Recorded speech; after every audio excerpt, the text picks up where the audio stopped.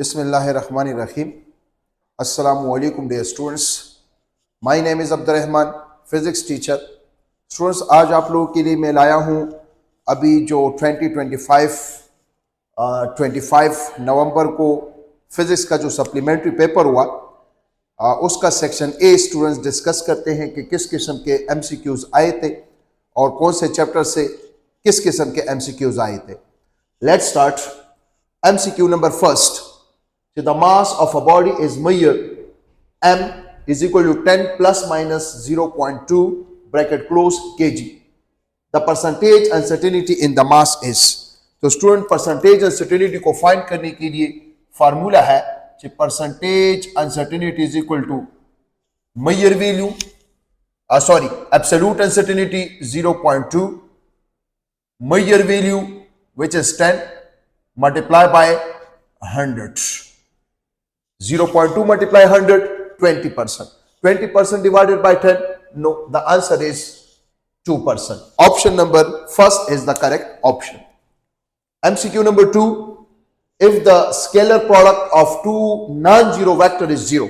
कहते हैं अगर scalar product है, दो vectors है, the scalar product of A dot B is equal to AB cos theta. The scalar product of two non-zero vector is 0. What is the angle between them? Now A dot B is equal to 0 when the angle between A and B is 90. Because cos 90 is equal to 0, then the dot product of the two vector will be equal to how much? 0. अगर दो vectors के tails के दरमियान angle 90 degree होगा, then the dot product of the two vector will be equal to 0. So which option is correct? Option D. MCQ third, two vectors of magnitude 6 Newton unit and 10 unit. आपको दो vectors दिए हैं जिनके magnitude दिए हुए हैं. एक का मैग्नीट्यूड है 6 यूनिट, दूसरे का है 10 unit. Makes the angle of 30 degree. इनके दरमियान जो एंगल है वो है 30 degree. The magnitude of the vector product is, magnitude of vector product means हमसे मांगा हुआ है A cross B magnitude. So A cross B magnitude is equal to AB sin theta.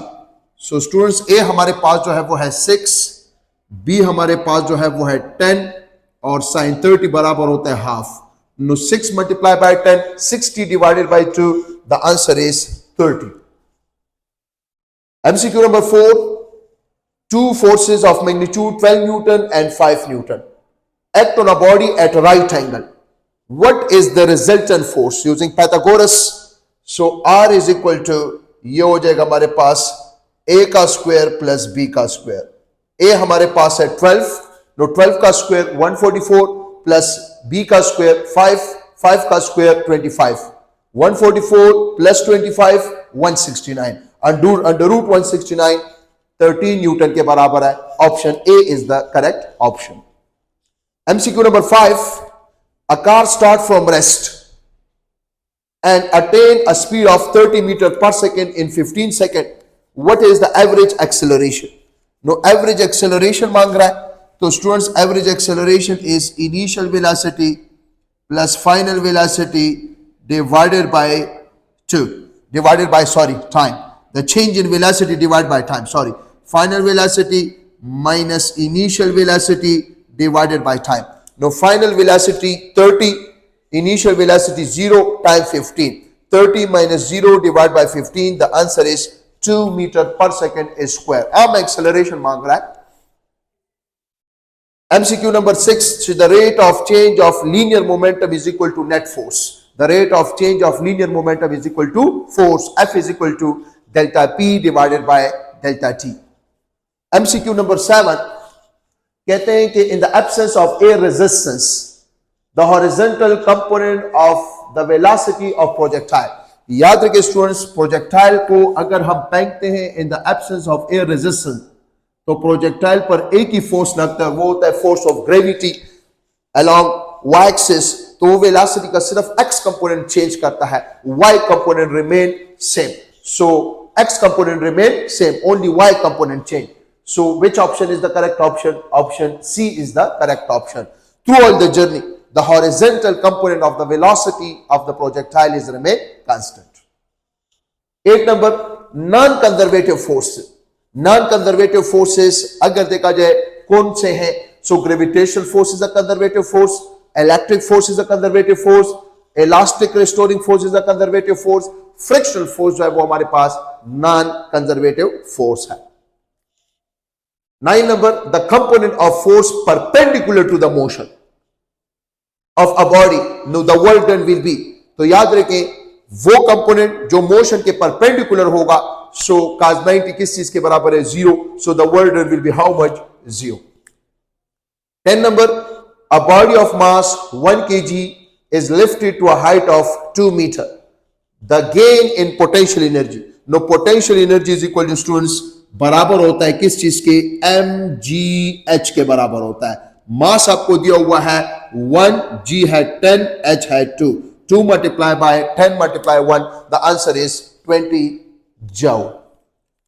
The movement of inertia of a rotating body does not depend upon.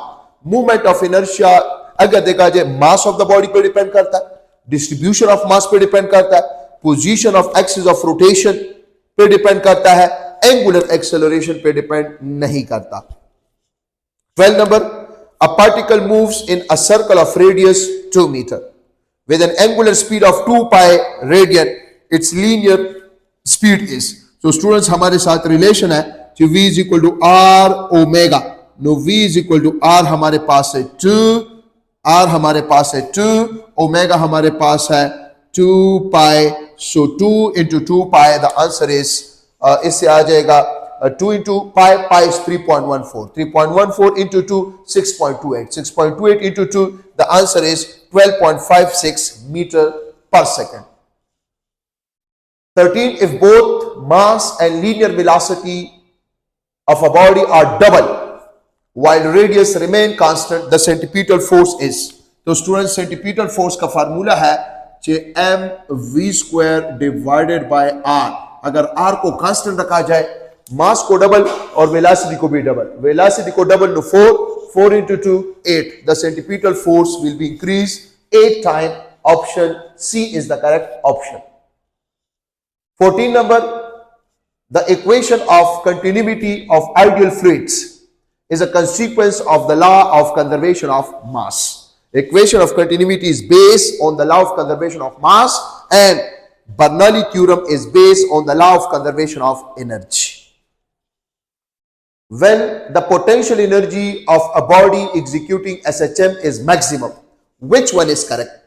याद रखिए students, अगर कोई भी pendulum है, मास स्प्रिंग सिस्टम है, projection है, वो simple harmonic motion perform करता है, सो मैक्सिमम हाइट पर अगर देखा जाए एक्सट्रीम पोजीशन पर हमारे पास कहते हैं पोटेंशियल एनर्जी मैक्सिमम होती है, लेकिन काइनेटिक एनर्जी स्टूडेंट्स क्या होती है, वो 0 होती है। एक्सेलरेशन भी मैक्सिमम होता है, रिस्टोरिंग फोर्स भी मैक्सिमम होता है, और काइनेटिक एनर्जी जो है वो 0 यहां पर ये मैक्सिमम है। तो इसका मतलब है ऑप्शन कौन सा करेक्ट है, यहां पर हमारे पास A option is the correct option.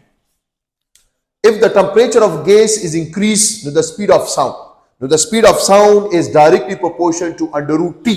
Temperature में इजाफा होने से speed of sound increase. So A option.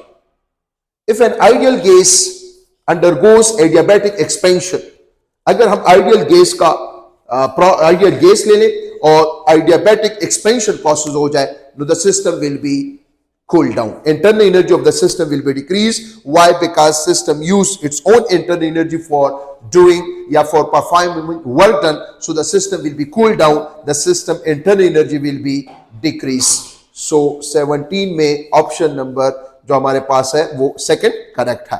Student जगह नहीं है, एक एमसीक्यू जो है वो रह गया, और वो एक एमसीक्यू आप लोग सुन लें इसी तरह, और वो हमारे पास ये है, मोबाइल से ही मैं इसको रीड कर लेता हूं। In young double slit experiment, the distance between slits is double, and the distance between the slits and the screen is also double. Then the fringe width is, so students fringe width will be remain same. Why?